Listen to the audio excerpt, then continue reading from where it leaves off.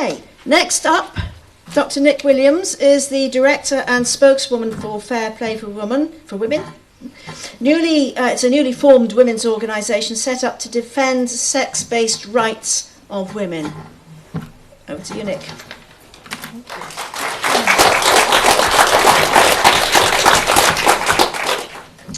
Hello. Can everyone hear okay before I start? Great.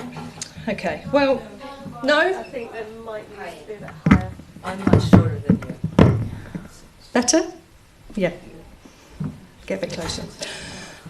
Okay, well, about 2 years ago, I was walking the dog with a friend, and the friend is here today actually, and she mentioned to me some concerns that she had about transgender rights, and she told me some of the things that she'd been reading on Mumsnet. My first reaction to the things she was saying was surprise, because my friend is a very easygoing, liberal-minded woman, same as me, very much of the philosophy of live and let live. And so my gut feeling was, well, to be inclusive, really. Why does it matter if anyone else wants to have a gender identity like a woman? Why does it matter? Also, my own experience as a lesbian woman and knowing what it feels like to be different, sometimes judged for that difference, and knowing the stress of having to come out in a straight world, gave me sympathy for that group as well. And actually, I still do have sympathy for trans people. But the more I thought about it and the more informed I became, I realised that this wasn't just about trans people and their rights. This was actually about the rights of two very different oppressed, vulnerable groups, and the different and sometimes competing rights of these two groups, and how can they be balanced.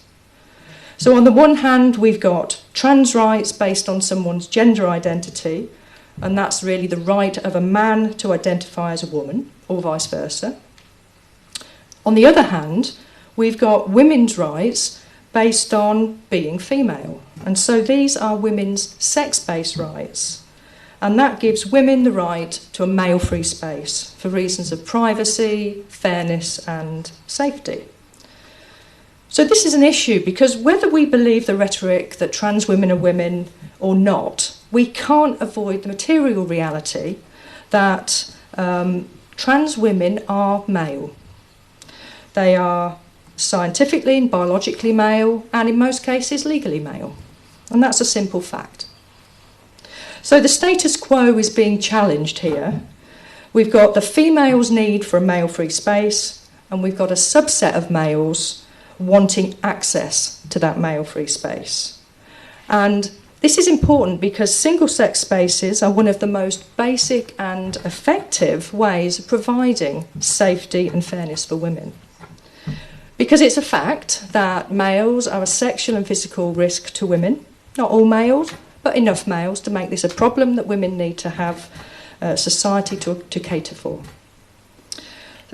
Males are bigger, faster, stronger than women.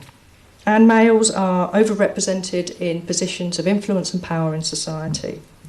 And so it's because of this, single-sex spaces and opportunities have been written into equality law, because it's a way of levelling the playing field. And so these are the rights that are being challenged. Because although trans rights are important, trans rights are not women's rights. And that's what's important. So this is an issue that we can't ignore. And what we need is careful and sensitive discussion in society about how to balance the rights of these two oppressed and vulnerable groups. And that was what I expected to see happening 2 years ago, but I was wrong. Because only trans people were actually being involved in policy development. Worse than that, women were actively being discouraged and excluded from the conversation. Women that did speak up about their existing sex-based rights were told that the very language of the sex-based rights was transphobic. it was somehow wrong to acknowledge the scientific reality and the legal truth that trans women are male. So how can we discuss the sex-based rights of women without using the most basic terms like male and female? So women were being shamed and bullied into silence. So I thought something must be done. I expected to see scores of politicians and women's rights groups sorting this out. But no one was there. In fact, just a few brave women, mostly lesbian feminists, fighting against the odds and putting up with terrible abuse for it. And they were up against a very well-funded and influential trans lobby. So it was then that I realised it was up to us, just ordinary women, just like everyone in this room, to just do something. No one else was going to step in and make it better. So I decided to do something. I contributed some articles to a blogging website called Fair Play for Women. And when the opportunity arose to take over the website, I decided to go for it. We relaunched Fair Play for Women, and it's now the women's campaign group that we know today. So I'm the public face of the organisation, but behind me is an army of women from all walks of life, all contributing their skills, their time, their professional expertise, and their life experiences. We're not driven by an ideology, we have no political allegiance, and we've got no mainstream funding. We're united simply by the desire to defend the existing sex-based rights of women and girls. So our aim is to facilitate the much-needed fact-based discussion about women's need for sex-based rights, and that these discussions should be guided by law and by science. And our aim is also to provide policymakers with the guidance that they need for evidence-based policy making that is fair for everyone, not just trans people, but all of us. So over the past year, we've worked hard building a reputation as a knowledgeable and trusted women's organisation. Last summer, we were very active during the government consultation on the Gender Recognition Act.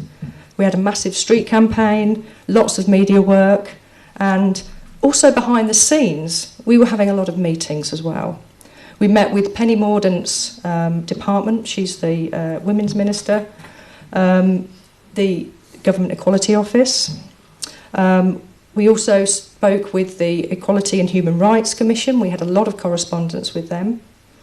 Had a meeting with Caroline Lucas, the Green Party, and we also had an open meeting with MPs at the House of Commons. So behind the scenes, we were, for the first time probably, getting around the table, and we were starting to be listened to, and people were hearing what women were thinking. Now, GRA reform is actually only a small part of what we need to challenge. And so while we're waiting for the government to decide what they will do about GRA reform, we've been extremely busy. Across the UK, there are hundreds of businesses, charities, health providers, schools, sports clubs, police forces and civic institutions that have already switched to sex self-ID without consultation. Now, women have fought hard for special laws so that women and girls can compete, wash, undress, be touched and sleep in male-free spaces.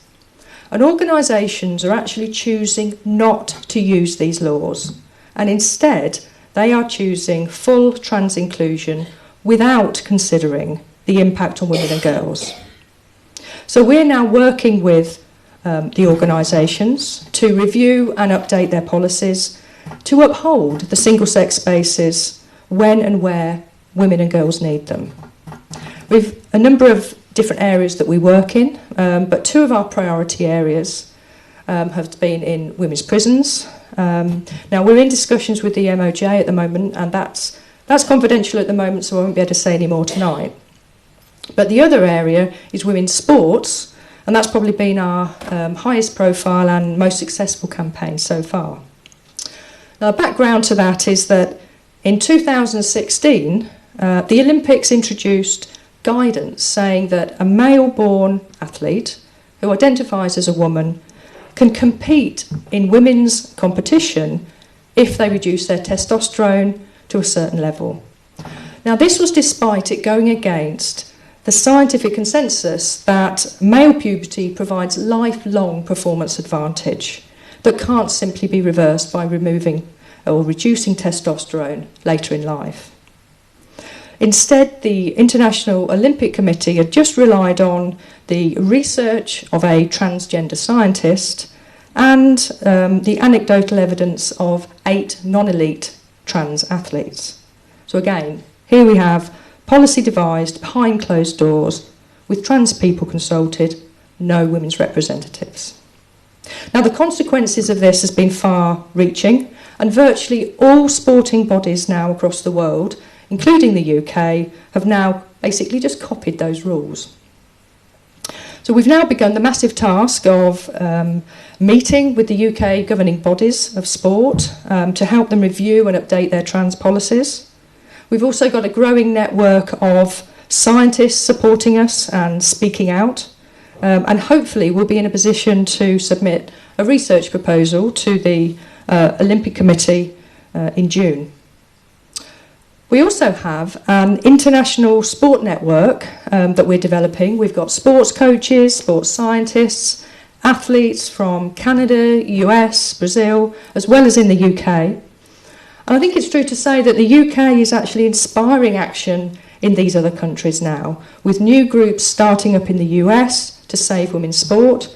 And I'm also involved in actively supporting some policy development in the UK, not just the UK, but also in the US and in Canada. Most exciting, of course, has been seeing the elite athletes speaking out. Martina Navratilova, icon of LGBT rights.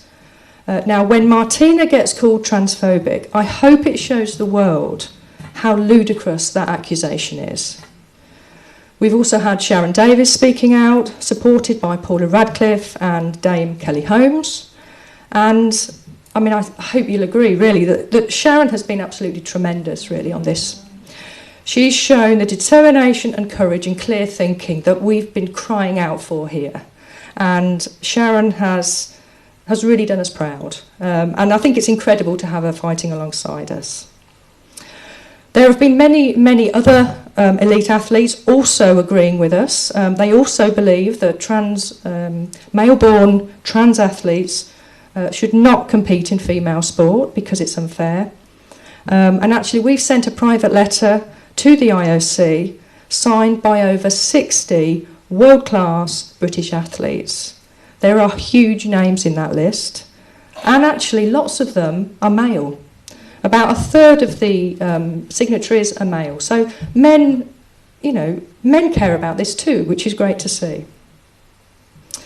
So we've got lots of exciting things in the pipeline, and I'm hoping that over the next few months there'll be even more that we'll be able to talk about. So, Fair Play for Women, this is the place to come for information, advice and support if you need it, because we want to give you the confidence and the courage to keep talking about these issues, because everyone can talk about these issues. Everyone should talk about these issues, because this is our debate, and we will have it, because we have a right to this debate, and we will not be shamed or bullied into silence. Thank you.